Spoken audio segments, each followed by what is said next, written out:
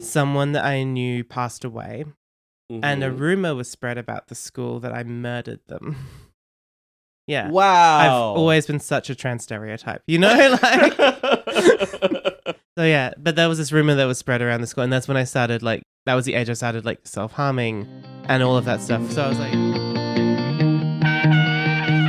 Hello and welcome to What's Your Damage with Jez What's, the podcast where I interview my friends and co-workers about their trauma and my own and desperately try to relate to them. This is episode 14. You know, John Wilkes Booth assassinated Abraham Lincoln on April 14, 1865. Now, I'm just mentioning that for any Americans who might be listening. Assassination remains an option. All right, that's we don't need to hold up on that. If you hate AI as much as I have been doing and hate how Google's been jamming it into their search amongst everything else, I just found a way to get it removed from your browsers or whatever. If you go to a website, it's I've got nothing to do with this. I get no money. It's called 10bluelinks.org. So that's TENBLUELINKS.org. It's just like a static page that has instructions how to like prune out the AI overview thing so you can Google things without boiling the oceans as much and getting false information. By the way, if you want me to do a huge, massive rant about AI, I just sent one out in my mailing list. I know you don't want stuff in your inbox. I reckon I only send like 5 or 6 a year. I put a massive rant in there about AI. This is probably not a good advertisement for the mailing list. There's also photos of rabbits and horses and my partner and links and discounts, upcoming shows and whatnot. I can go to my website to sign up to that. This episode this week, I interview lovely girl, talented comic, Aves Robins from Perth. I will talk about her lifelong sobriety triggered by a father who drank himself to death while she was a teen, issues with self-esteem, struggles with self-harm, the difficulties of transitioning at a time when that was less accepted than it is currently, and also being an introverted queer person and the difficulties with that. And of course, you know, we had to talk about autism and addictive tendency. Why would I not bring those things up? Follow her on Instagram at Aves Robins. So that's AVES.ROBINS.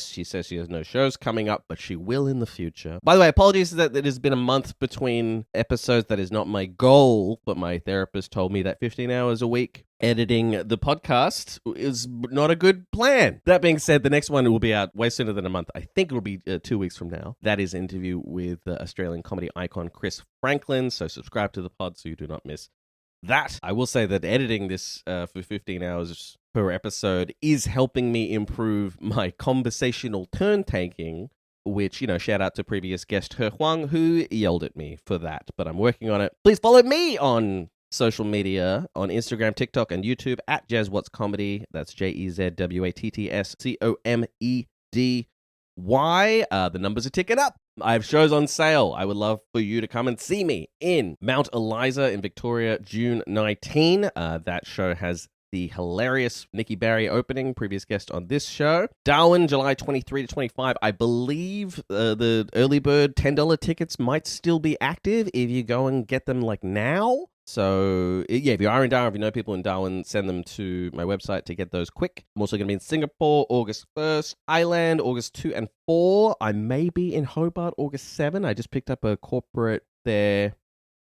on the 8th. So Friday, August 7th, if you know a venue in Hobart that would like to have me, then, you know, reach out. Tickets for everything at my website, jezwhatts.com, JEZWATTS.com. All right, I think this has been long enough. Let's head into the episode. Here it is. Aves Robins, episode 14.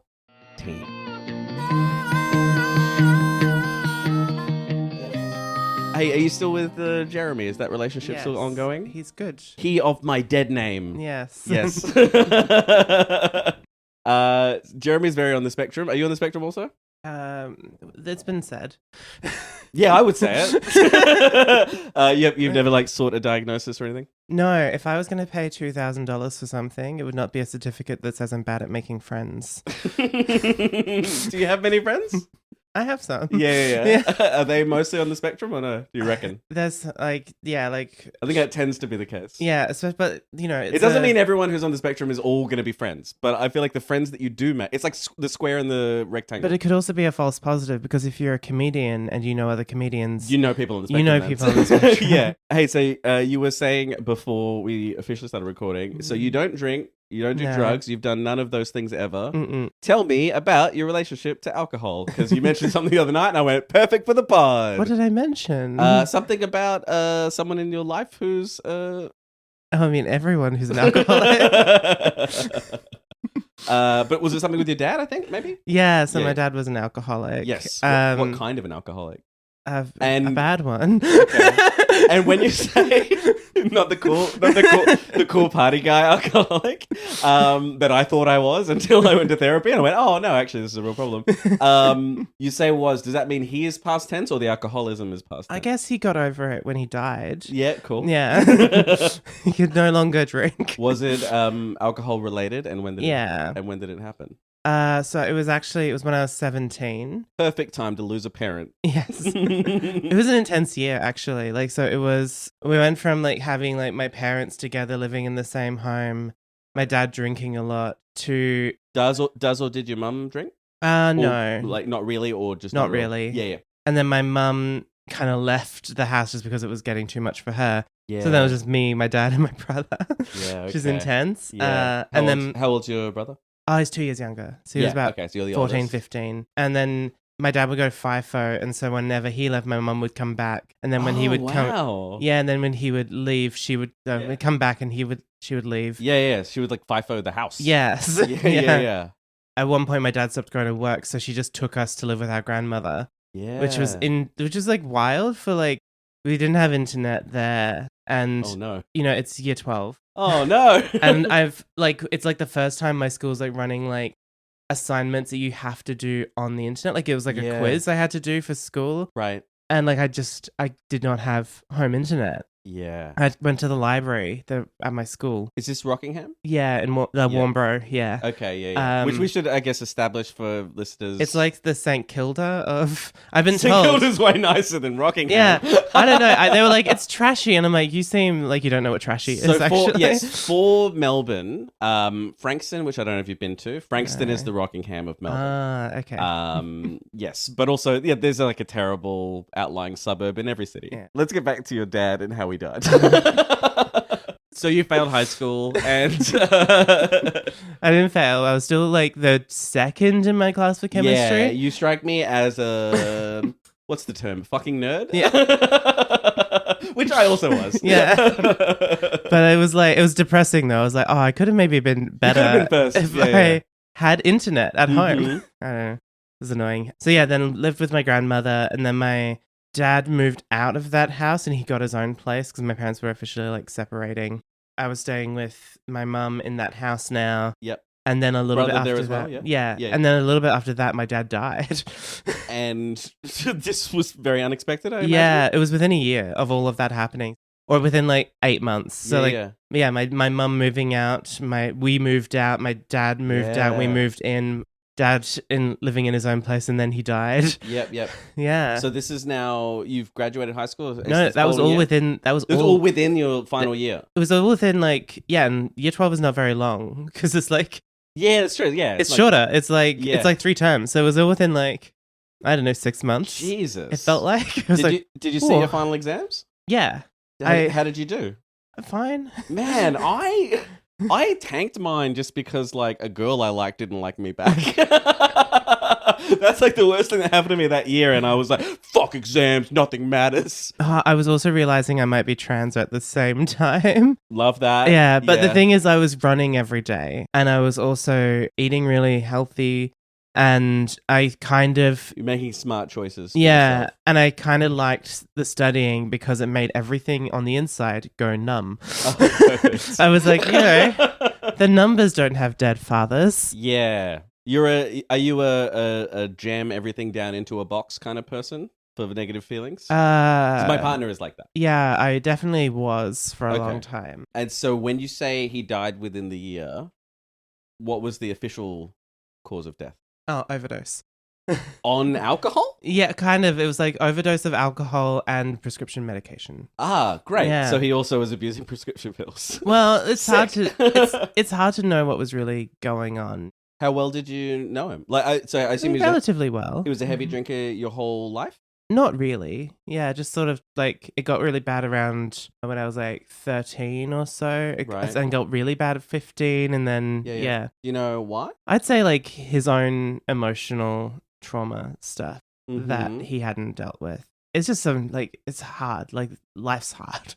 I agree with that. Yeah, Yeah. that's certainly true. And You I know. think, like, I mean, FIFO, like, fly in, fly out, for all that it's, like, paid really well, I feel like it's pretty well established that it's difficult for a life, Yeah. you know, to have human connections Yes. with And that he- constant interruption. He was quite a loner, like Yeah. and Do you feel like he may have been on the spectrum as well? it's hard to like I don't It's really genetic. Yeah. The thing is that like I think And alcohol abuse is very common in it as well. yes. Yeah. But there's so many different things. Like my way of understanding psychology and diagnosis and all of these things is that like I do believe that in diagnosis as a useful thing, but being autistic is like that can mean so many different things. Oh, Like for sure. there's so many different ways of looking at it. And certainly the nomenclature has changed a lot over the Yeah. last several years. It's now like autism level 1, 2, and Mm. 3, and it really does manifest in very different ways. Yeah. And like are there similar symptoms with generalized anxiety or social anxiety? Of course, yeah. Are there similar symptoms in PTSD? Yeah. Are there similar symptoms in ADHD? Are there similar symptoms in like and I so think there's a lot of crossover, yeah. Yeah, for sure. and so I guess for me personally, I'm like whether I get diagnosed or whether I think about my dad as autistic or traumatized or Yeah. anxious. Like I know he was a very anxious man. I find the box is less helpful. Maybe he was, but I have no idea, and we'll never know. I mean, yeah, I guess that's true. Yeah. It's just a mystery now. Yeah, What's your relationship like with your mum now? yeah, it's okay. Yeah. Yeah, Do it's good. you live with her? No. No, I No. live. You're 32. It would be crazy. Yeah, I have a mortgage and everything. You have a mortgage? Yeah. Oh wow. All right. This is what it's like to not just be a comedian. How expensive was your house when you purchased it? And when was that? Just under 400 grand. And when was that? 2023. And what's it worth now? Do you know? I I think bet you it's like $4 million. I think it's more. It's much more. Yeah. And that's really scary because I'm like, what the fuck is happening for everyone? Well, doesn't matter to you. You're insulated against it. I feel now. like I walked out of a building and an explosion happened behind me. That's what it felt like. Yeah. Because like 2023, like March 2023, and then like 2 days later, it felt like the prices on houses like exploded, and I was like, what the? Oh no! Oh my god! What's happening for everyone still in the house behind me? Right. That's on fire. Yeah, we're not gonna do well. We're in an explosion. The And- important thing is you got out. Yeah. Well, the only reason I could get a place of my own is because I had my mum to financially help. Yes. Like, Generational wealth is the only way to do it. yeah, and it's Yeah. not like she paid for the deposit or is paying the mortgage or anything like that. But the fact that she owns property allowed the bank to guarantee the loan, my Absolutely. loan, Yeah. Against on that. her wealth and Yeah, being yeah. like, well, if we'll recoup our losses from Aves's mum, Sure. and I'm obviously like I'm quite financially secure. Like I have like a full-time job and things like that. Bought a house within that I could afford. And the thing is, like, it was more expensive to rent. Well, that's sort of becoming the situation for us now. Every year for the last 3 years, they've wanted to increase our rent by about 30%. And then every year I sort of negotiate them down with good tenants. And like the owner of, like, not the agents, but the owner for this property is Chinese and my partner's Chinese. And they're like, look after each other. And so they're like willing to play ball a bit. And my name's White Rice Supreme. Who knows what ethnicity I am? Yes. But every year they go, okay, cool, and like agree to reduce down to like a 10% increase. But then the following year, we're paying below market rate for this area, and so they're like, well, we've got to put it up 30%, and then every year you have to do it. And it's gotten to a point now where actually a mortgage would on the same place would be very similar. Yeah. Do you mind if I ask what you pay for rent? So it just went up $27.20 yeah. for a month for a 2-bedroom apartment. Yeah, I pay less than that on I'm my sure mortgage. I'm sure you do. Admittedly, yeah. it's like But you have to live in West Australia. Yeah. But it's like it's a 3-story townhouse. Like, wow, that's pretty cool. Yeah, that's cool. Yeah. Like that's not a bad place to be. It's like nice. This is not your first time to Melbourne. This run went badly for you? Is that the vibe I got? Yeah, it's not going fantastic. I've been hearing that from a lot of people this year. Yeah. First gig was my friend that I'm staying with, Yep. my ex-girlfriend and her current partner. How's that dynamic? It was like, we're friends, so it was Yeah. fine. But it was like, my friends are like, Aves is not very popular in this town. And then the second night we cancelled because, well, we didn't really cancel. No one turned up. Okay. Because there was 0 ticket sales. Were you sitting in the room waiting for anyone to maybe come and buy on the door? Did you do that, or you didn't feel that you needed to? No, I was there. Yeah. Isn't that feeling just in case, so awful? even if someone turns up with a pass, I'll do the show. Of course. Yeah. Yeah. I'll do it to one person. But sitting there hoping any person will come in to validate your major choices in life is like so demoralizing. Yeah, but my venue is so supportive. She did email me like a few days before I came to Melbourne, March 31st, which is the Trans Day of Visibility. Oh, yes. And she was like, hey, Aves, happy to Trans Day of Visibility. Speaking of visibility, does anyone know you're doing this show? Is this, because you are, I assume you would agree with this, but this is certainly my perception, is that you have a hard time putting yourself forward for things? I have been emailing people to be like, hey, can I do things? And can you come to my shows? Sure. Do you believe in yourself? I think that answers that question. Well, I think there is a difference between like self-promotion and self-belief. They aren't necessarily like a one-to-one crossover. I do believe in my material. I think that my show is really good. Okay. And I think that I have good jokes. And I think I perform them well. And you thought that before you ever did comedy? Yeah. Yeah. Because I got told about you, a mutual acquaintance of ours, Glenn Grimwood. When you did your first gig, he was on the lineup and he was like, oh, are you okay or whatever? Maybe you look nervous. And you went, oh, listen, well, I haven't done comedy before. I know these jokes I wrote are good, but I don't know if I'm going to perform them well. Is that me? That I've been told it was Are you sure that's not Courtney? The wildly different trans comedian from Perth? We get confused. I guarantee you Glenn Grimwood didn't confuse it. But also, I think that tracks from how I got to know you later, where you did believe in your writing more than maybe yourself on stage. Yeah, so I did pantomime for a while at uni, which is like a shitty play. The punchline's behind you. Yeah. And we used to just do parodies, and it was for all the students. So it was like more adult pantomimes. Sure. And I was always shit in the play. So uni, are you out at that point, by the way? Kinda. I was like gay and also non-binary, and then around midway through university, I transitioned. Around the end of my chemistry degree, and around that time, I transitioned. Chemistry is about changes. Yeah, and then I was doing the writing for pantomime. Okay. Which was really cool. Yeah. I really liked that. Yeah. Have you come to terms with being a performer versus a writer now? No. Do you think you'll ever will? I don't know. I think people like you should be more authentic on stage, or like be a bit more natural on stage. Right. Well, those are different things. Yeah. Yeah. And I don't know. Natural is what they think you should be. Yeah. Authentic might come across unnatural. And I think I actually got worse at performing when I tried being less like, because I usually go on stage knowing the exact order of the words I'm going to say them and how I'm going to say them and all of that stuff. And then you tried to be less scripted, and then you didn't like that. I don't think the audience liked that. I don't think anyone did. They're like, oh, she's actually really awkward. Yeah, okay, that's funny. Yeah.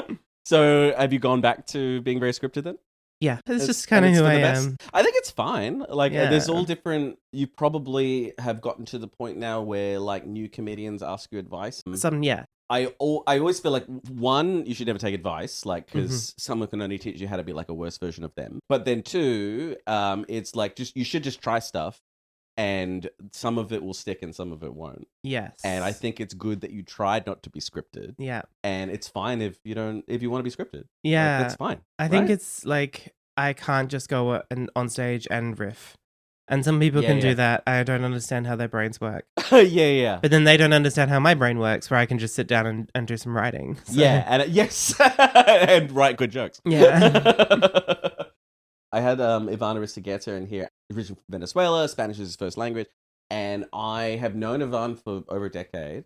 And I could not believe how much I needed to edit the interview we had, because there were so many long gaps and false starts with language where he's he's very well spoken and he has a wonderful grasp of language, of English, but it takes him so long to process to get to this incredible word or whatever that had I put the episode out unedited, it would have sounded like he'd had a concussion. Yeah. And on stage, like he told me he never does crowd work because that's just how he is when he's improvisational. And it would just break the flow of everything that he's doing. Yeah. But so everything is scripted all exactly, and that's how it works for him. And that's what I tell my audience is that you can sit in the front row because I do not have the skills to talk to you. Yeah, great. Like it's like I'm like, I can't make fun of you.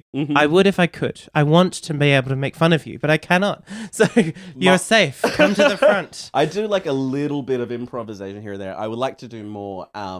But the best improvs I do on stage are ones that I write beforehand for the room. Yeah. Like I love to go on later. Obviously, going later on any lineup makes it easier. But like I love to go on late on the lineup, watch what's happening, write something about something that's happened in the room. I have time to iterate on it. I make it really good, and then I can pretend I came up with it in the moment. Yeah. And the crowd's like, "Well, this is unique to what just happened, so therefore he must have just improvised that." It's like, no, I wrote and rewrote that for 20 minutes in the back of the room, sweating. And then it came out great. Yes. But yes, I think it's all valid. Yeah. But you asked me before if I believe in myself. And that's a difficult question sometimes because I think there is always a fear of if you believe in yourself too much, you're going to come across narcissistic. I think people who worry about that, which I'm one of those people, are not narcissists. Well, it's like the psychopath test, right? Like if you think you might be, that concern is basically the armor against it. Yes. Well, I think that narcissism is a spectrum. Sure. And I think it's a healthy trait to have to an extent. Yes, Yeah.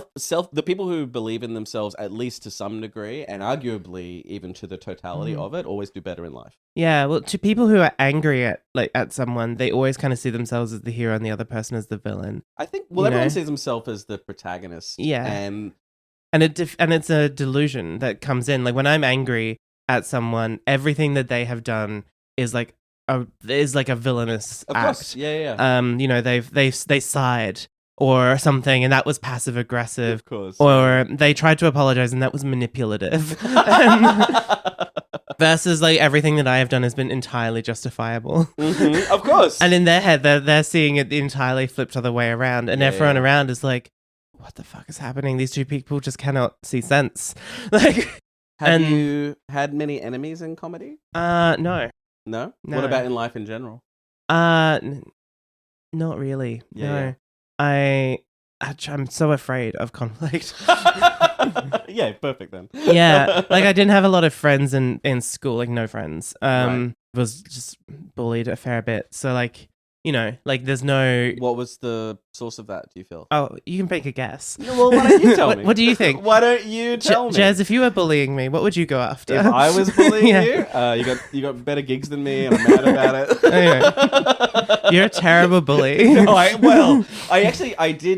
always had this perception of myself that I was a victim in high school and stuff and primary school. Years later, I like ran into someone that apparently I had bullied a lot in school. He was like jacked with muscles. He was huge. And it was at, I don't know if this still exists. It was something called Breakfest, which is like a breakbeat, like DJ thing. So I was all like drugged up and stuff. He was like, "Yeah, you bullied me all the time. Like you like were really cruel to me." I think he was getting ready to beat the shit out of me. But I very earnestly apologized, having not known I had done that.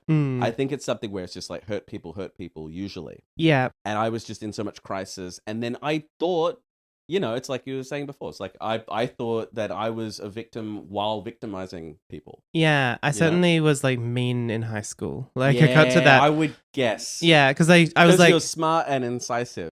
More... And it's very easy to hurt someone's feelings. Well, I kind of got to this point where I was like, well, everyone has been... not liked me and been mean to me. Yeah, throughout my primary school. So I need to be able to find some way of communicating with people. And I was like, I'll just use humor. And then what I found was easy to do was just to make fun of people. I used to do similar things, yeah. Yeah, and then so I wasn't very nice in high school. And I would totally like slap that kid if I met them. I don't want to like focus too much on the trans thing, but like... did you feel, uncomfortable in yourself until that realization, or? So like I guess I was very conscious of being like I guess very gender non-conforming. I kind of like I would have identified as trans when I was like really really young. Actually, like I was like very like no, I want to be a girl and all of those kinds of things. Sure.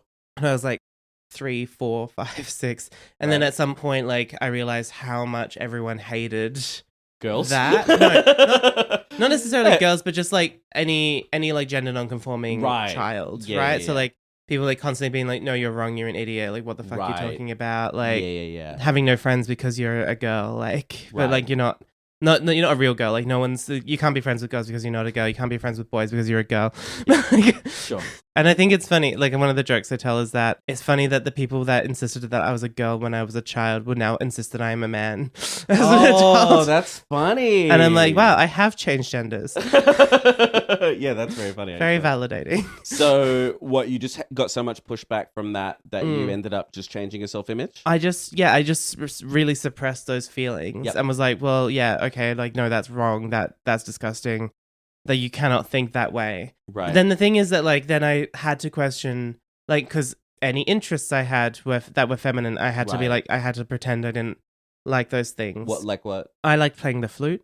Okay. Right? Like, the color pink, or dance, or anything, really. Like, books, anything. Like, it's so all-encompassing, right? It's like the way that I walked. Right. The way I spoke, the way I sat, the way that I breathed. I don't know. There was so many different things you had to self-police. Yes. And you're constantly thinking about it. Like, you're constantly using brain power to navigate that. And you can't be authentic for even, like, just a second. Because it's not just, like, at school that you're having to think about it. It's also at home. Yeah. And just everywhere. Did you ever, like, talk with your mum about that kind of stuff, or no? No. Yeah. Is she cool with everything now? Yeah, no, she's really supportive. Did she start off supportive with that when you were like, "Hey, this is what's happening"? Yeah, like she was just sort of like, yeah, whatever. That's cool. Is the supportive just be like, okay? No, that's actually, I think that's a fun fact to learn about my child. I think that's actually the best response, is to be like, "Oh yeah, cool." Mm-hmm. Plenty of parents over, human history have been like, well, I don't like that you're no longer reflecting my values, I guess, to their children. Yes. It certainly did feel like a very, like not a good thing to be when I was young. Yeah. But, culture was very different back then. Like, if you were going to be trans, you had to either be a sex worker or a murderer. So, like, Sure. Or both. Yeah, I don't have the skills to be a sex worker. So. No, but you're a killer. And then so like I repressed that for a very long time. Sure. And then I met a trans person when I was 17 because I was gay. I knew I was gay. I knew that from when I was like 11, essentially. Right. I went to like a queer youth service and I was like, oh cool, like there's a trans person here. Cool. You exist, you're a person. And I'm like, oh fuck, oh no. And then I came out when I was 21. Had you ever had a boyfriend prior to that, like prior to 17? No, I never had a boyfriend until I was like 20 something. Yeah, right. Yeah, I'm just not very good at making friends. Is Jeremy a first or no? No, he is second. That was such a long time to get to 2. Well, one of my partners transitioned, so then I was like, how do you count someone who transitioned? Yeah, and then if I count that other thing that had that other relationship with that person, there's someone else, and like, okay, well, I saw someone else for a little while, and then I was kind of seeing loosely 2 other people when I started seeing Jeremy. Sure, but they weren't serious relationships. Yeah, okay, fair enough. How long have you guys been together now? Nearly 3 years. Yeah. Yeah. And do you have plans for the future, or are you still both just seeing how it goes? Yeah, just, he lives with me. That's okay. Nice. He lives in that nice townhouse. I don't think we're ever... I make these jokes. He doesn't necessarily like it. I make this joke that we'll probably never get married because that requires direct communication. That's very funny. Yeah. Jeremy, lovely boy. He's so lovely. Terrible, I miss him so much. Terrible at doing the door. I bet. Like... Really, really bad at doing the door. Yes, as much as he's a lovely boy, I certainly was never going to hire him to do the door again. Just hire him to do photography or tech. Like, that is where he thrives. Yes, just not direct Not talking interaction. to people, pressing buttons.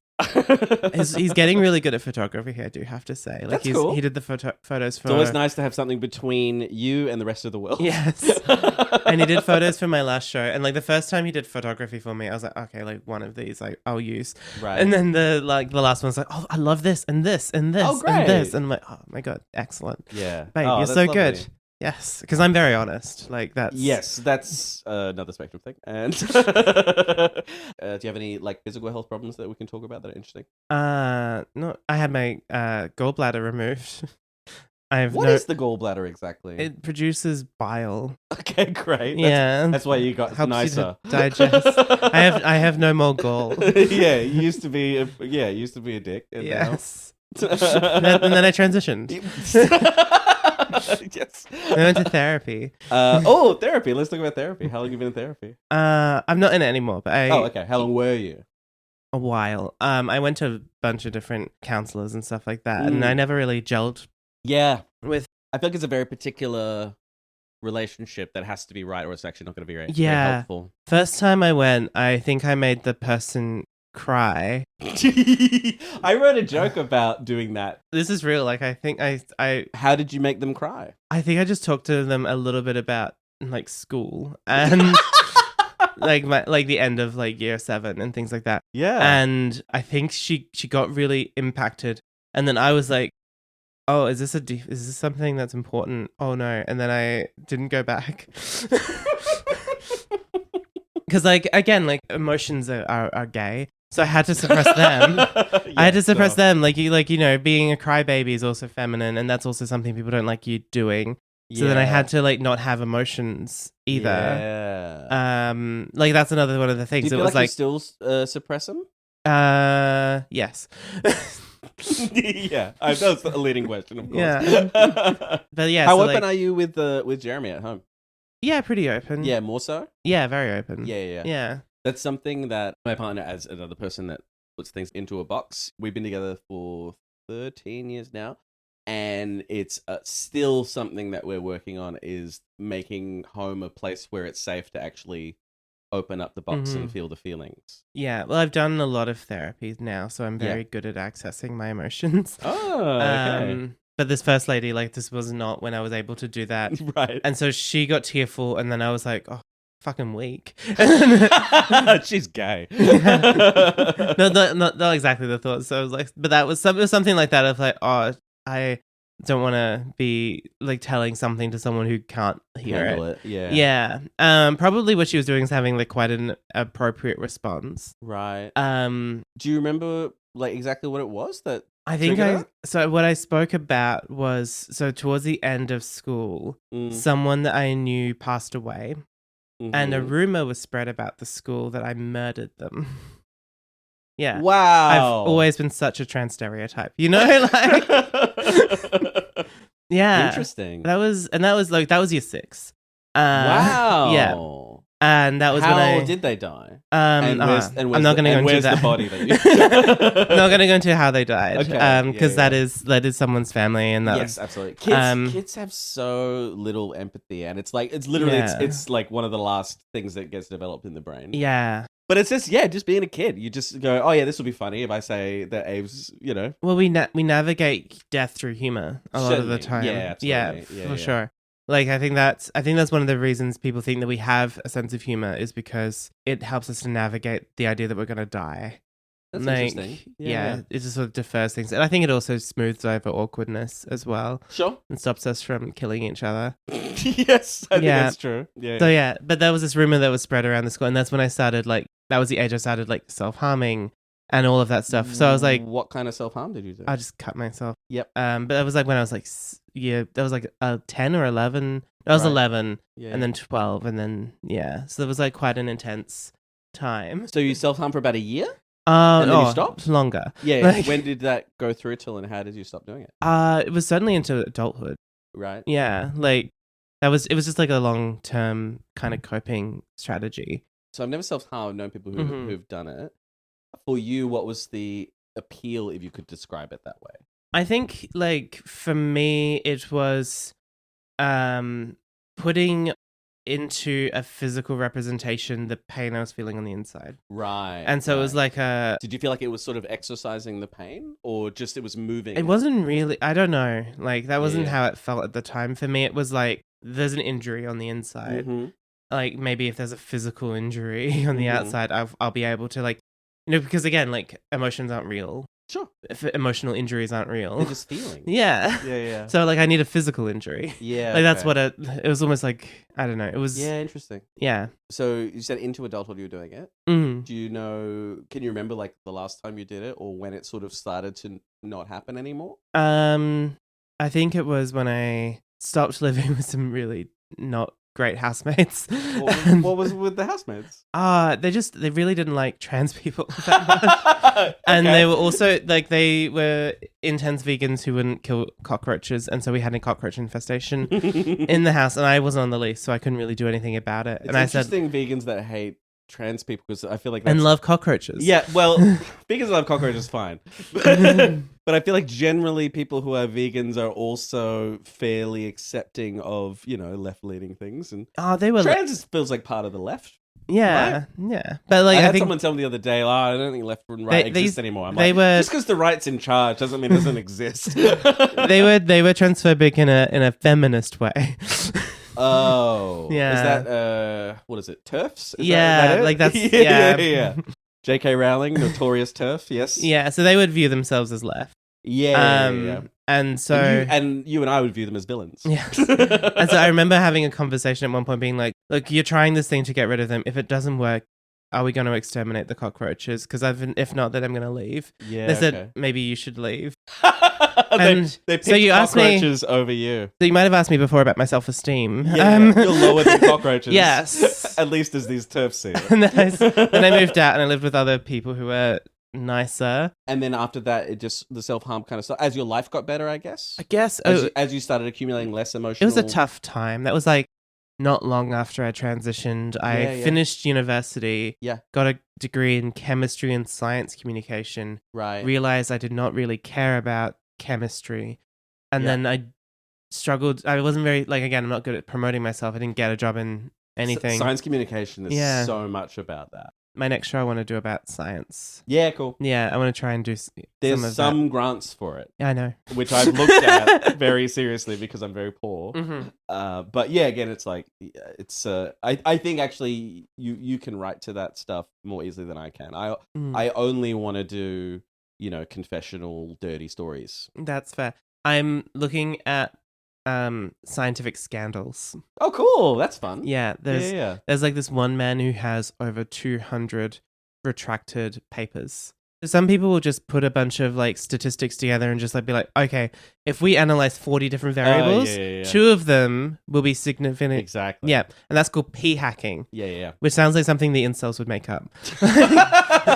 That feels like a joke from You gotta. stage. No, it's not. I made it up just then. Well, it's pretty good. Just then. Yeah, this is how good I am at writing. You said- I'm see? so good at the jokes. You should riff. But how long did it take for me to get to p hacking? Yeah, that's true. You've been sitting here being trying to. I need to move on. This is going to be such a boring podcast. You're looking at your notes, being like, how do I get Avery back on topic? 48 minutes in, you got a good riff. Are there any crimes you'd like to admit to? No, No? I've not done any. No crime? No, I'm so boring. So you don't drink, you never done drugs, so therefore you only do caffeine? Yeah. So And estrogen. I'm gonna say, well, sure. I'm gonna the assume, latest party drug. I'm In the gonna- rave scene, it's really popular. I'm gonna assume no addictions then. No. Yeah. No. So you've literally never ever drunk alcohol? No. And Never. when you see people, because I'm like a sober alcoholic, Mm-hmm. and I still love drinking, and I wish I could drink all the time, Mm-hmm. but I still find it very annoying to hang out with properly drunk people when I'm sober. How's that experience? Well, I'm usually annoyed by people anyway. Yeah, fair enough. So- But you don't. Yeah, do you find it's difficult as part of socializing with people who are maybe under the influence? I mean, or- I've said multiple times I have trouble socializing. Okay. So, Maybe like, if you're drunk. Maybe if you yeah. drink some booze. Well, that's also the problem, right? Is that Yeah. people who get bad at socializing will get drunk so that they can That's be why fun I did it. for people. 'Cause Yeah. I'm not. I often did it as a self-medicating for social anxiety. Yeah, because I'm not fun, right? Like I said earlier, I love to knit. Yeah. I was just telling you earlier, like I stayed up until 5 a.m. knitting. Yes. Like that's so yeah, you're like, oh, that's at 5 a.m. Yeah. And I just immediately assumed it was, yes, out partying, being part of the comedy scene. Like, no, just sitting, knitting. Yeah. Yeah. I love reading weird scientific scandals and nonfiction, and I've kind of always been just a bit nerdy. And so I remember getting to a certain age, and I'd already decided I didn't really want to drink just because I'd seen how it impacted my family. Yeah. And I'm like, it's easier, I think, to never drink than... And also there's a weird masculinity culture around drinking, right? Yeah, I guess it's so. Like, yeah, that is kind of true. Yeah, having a beer with the lads, something like that. And yeah, I prefer to drink on my own, but that's part of why I have an issue. But also, like, your first drink's kind of like one of the things that people are like, oh yeah, now you're a man. Yeah. And I was like, well, I don't need to worry about that. Yeah. Sounds horrible. Sounds gross. I remember being at this party and people being like, oh, I really want to see you drunk. And what I realized is what they were saying is they wanted to see me out of control and vulnerable. Out of control and being fun for them. Yeah. And I'm like, I hate you. Yeah. Like, why would I want to be fun for any of these cunts? Yeah. Right? Like, interesting. I have no desire to be fun for these people. Yeah. I want to be around people who are fun to me, and those people are usually also boring. Yeah, cool. Yeah. They're not boring to me, but they're boring to a lot of people. Yes. But I love them. Yeah. That's lovely. And so, like, I've never drunk alcohol, and like, I remember at uni, my nickname was President of the No Fun Club. and you gave yourself that nickname, right? No, I was given that nickname. I was president of the queer union. So I was like, I'm president of other clubs, actually. Yes, the No Fun Club is the name of the queer union. No, they were having fun. No, they do. I was like trying to find my community. But the straights like to think that they don't. It was very upsetting because I was like, oh, finally, people who will understand me, people who are gay will understand me. And then they're all like extroverts. Oh, yeah. And I'm like, oh, you guys, you do not understand me. Yeah. Oh, no. Yeah, it's a funny thing, the like the spectrum autism thing as well, because it's like all my good friends are on the spectrum or probably on the spectrum, but it doesn't mean everyone that's on the spectrum can be my good friend, right? Yeah. Like there's still a subset where it's like, oh no, but I still don't jive with them at all. It's funny, that thing where you do have like this one big point of connection, but you still wildly vary as a human being. Yes. Yeah. Groups are hard. I find them to be. Yeah. I find like, the back squats, like the festival club, very difficult to be in, just as loud. Yeah, So did you find it like when you were stopping drinking? What was that like? It was really tough just to do it. I mean, to even decide to do it. It was something I started like uncontrollably shaking a lot. And we were worried it was maybe DT's kind of thing. I think what it probably was more so was just that I had normalized that level of alcohol over time. Alcohol's a nervous system depressant.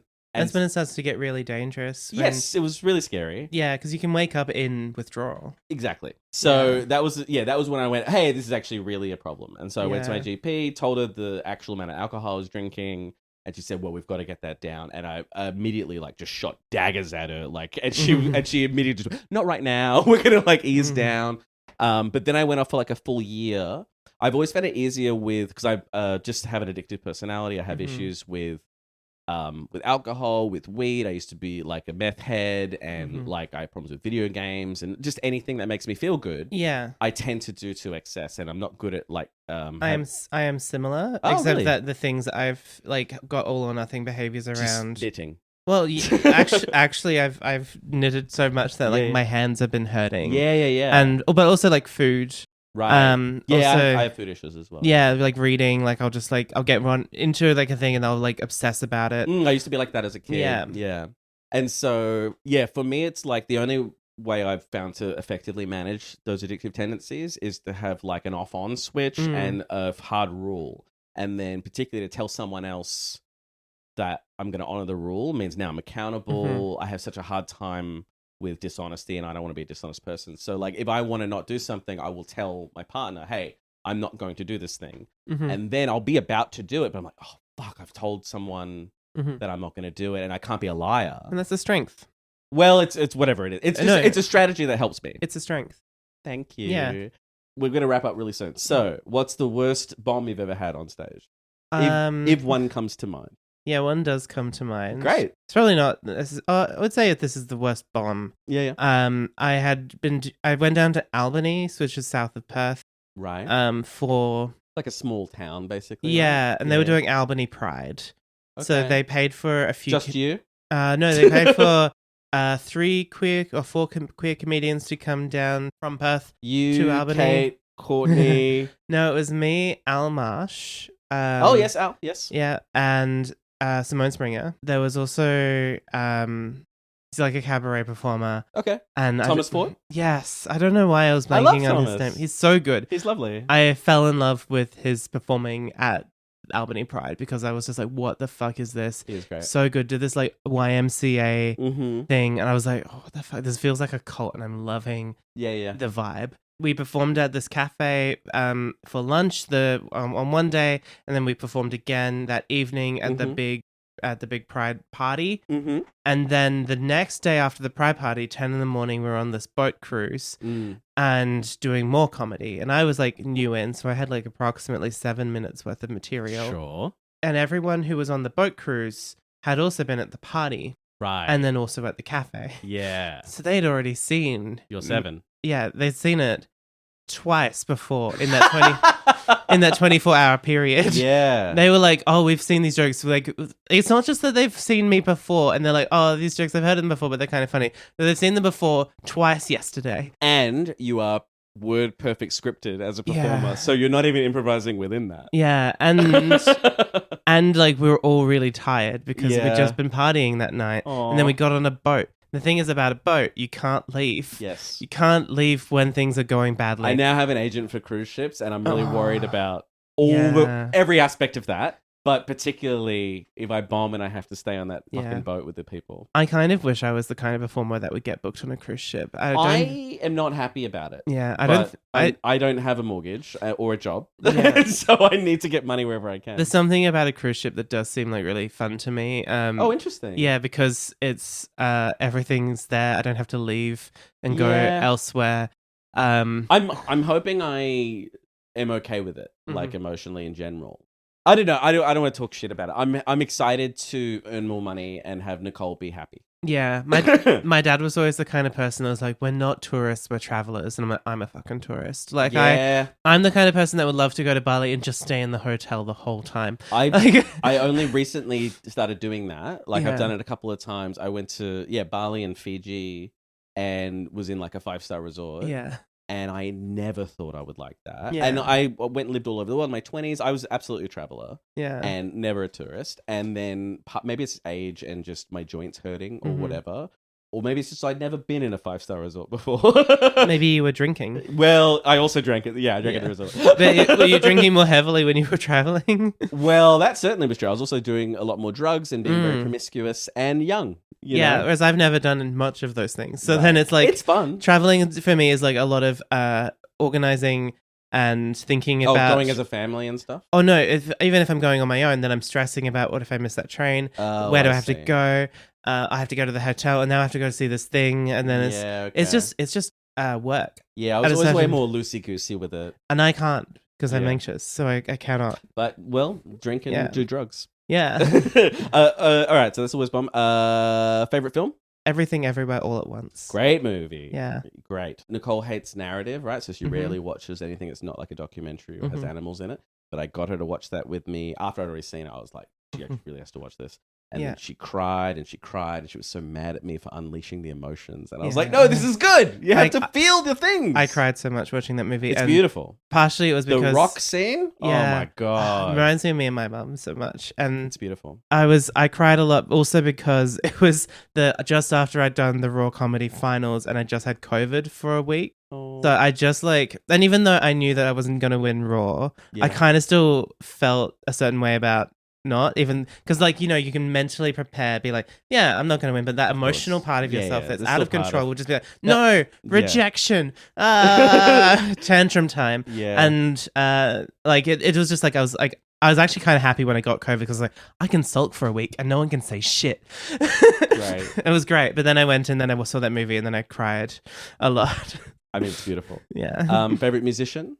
Sufjan Stevens. Oh, cool. Yeah. It's very sweet. And CMAT. I don't know. CMAT? Yeah. What is this? Is that... You're not queer, so you're... Well, I might look it up. I mean, by the way, I've blown a bunch of dudes, so I just don't claim it. It's not that kind of gay. All right, fair enough. Is that spelled CMAT? CMAT? Yeah. Okay. Yeah. Well, I'm gonna go and look it up. Irish performer. She's so good. Cool. Like Chapel Roan kind of vibes a little bit. Interesting. But more country. Just fantastic though. Look her up. I will. Favorite comedian? Oh, You're a big so Louis many. C.K. fan, right? Especially now. You're so happy he's back in Netflix. That cancellation really took. Yeah. Yeah, him and J.K. Rowling are my favorite Yeah. content creators. Who's your favorite comedian? Just one. You can only pick one. Fuck you. No. Oh, no. Or whoever comes to mind. You don't have to say it's the best in the world, but just who's the main one? I that love comes to Taylor mind? Tomlinson. She's so good. Did you see her when Yeah. she came for the Australian tour recently? No. Or like a year ago, maybe? It was like a while. Yeah. It was 2 years ago. I missed it. And she even she good. came to the Comedy Lounge and people got to meet her at the Gong Show. And I'm so sorry. didn't go that fucking I'm so sorry day. for her that she saw the Comedy Lounge Gong. It's like, oh, this is Australia? Okay, cool. Yeah. Yeah, she's so good. Yeah. I was at the lounge that day that Sacha Baron Cohen Oh, yes. was there. And it was like, oh, there's intense security. Like, we had to lock up our phones and everything. Yeah. But then the entire time he was on stage, I was like, I could tackle this man. And I'm like, I'd be on the news. And I'm like, oh, if I am having that thought, surely This other is people why are having... he has security. Yeah, because even if Yeah. just the presence of him, like, yeah, I could just tackle him. That'd be a thing that happened in his life. And the final question, what's the meaning of life? There isn't one. All right. Yeah. What a great note to end on. What would it mean to have a meaning of life? What's the meaning of your life? What's important to you? What's important to me is a different question. Things that are important to What's me. the meaning of your life? Let's phrase it like that. Yes. Doesn't have to be the meaning for everyone. You're like, I must hack this question so Avery will answer it. Well, Aves will answer I it. think, no offense, that's a cowardly answer. Is to just go, oh, well, I don't know. That's like when I was in like theater class in year 10. The first like scene we broke up to do, I stood as the basketball hoop Mm-hmm. so that, I just didn't want to do it. I didn't want to take a risk. Mm-hmm. Take a risk. Answer me. Well, I think the way I think about it is that I am a machine that is like, we have meaning built into us. There's sort of like the understanding that we're almost like meaning creating machines. Yes. Especially as people, because we're involved specifically to make patterns and Absolutely. to like draw connections and things Absolutely. like that. Yeah. And I remember this idea of like, imagine if like you're a robot that's built to like, search around and things like that. But then one day you're tipped onto your side and you're just staring upwards and you cannot do any of the things that you were built to do. Mm. And what would that be like? In a way, if like you just going around and you have to stop for a second and be like, oh, you can't do comedy anymore. Mm-hmm. You can't love the people in your life anymore. That's like, there's not really a thing. I imagine it was a bit like COVID. Like it was a bit like everything had to stop. Yes. And you have to just stare up at the sky and just be. What a weird feeling to have. But when I am not tipped on my back and looking up at the stars, Yeah. I think the things that I like to do are to enjoy my time with my friends and family and to help people in ways that I can. Try to reduce the suffering that's in the world as much as I can. Because that's a very like, there's a lot of suffering in this world. But again, like I'm not entirely devoted to that cause because I could do more. Sure. Well, yeah, I mean, yeah, I assume you're So I guess I'm essentially utilitarian, Yeah. where you're like, oh, the most good, but yeah, your whole life can't be on the altar of that. well, we're very emotional driven creatures. Yeah. Right. So like I will like, steal bread to feed my family. But I'm not stealing bread to feed other people's families. Yeah, we steal a lot of groceries, but then my partner also gives some away to homeless people because she's a better person than me. Yeah. Yeah. And like we're very emotional driven creatures. I guess I kind of feel like I'm just sort of on the tracks sometimes, and then sometimes I'm pushed over on my side looking at the stars and being like, oh, okay, what is all of this for actually? Mm-hmm. And I think sometimes the idea of like there being no meaning is a very lovely thought to have. Because even if you've just bombed on a boat, like, who fucking cares? Yeah. Yeah. Doesn't mean shit. Doesn't mean anything. Like, I could try and help people, and that's a nice thing to have. But then also, if I fail, well, at least I tried. Yeah, right? you can be That's free. meaningful. I like maybe. that. Thank you for talking to me, Aves. Thanks for having me.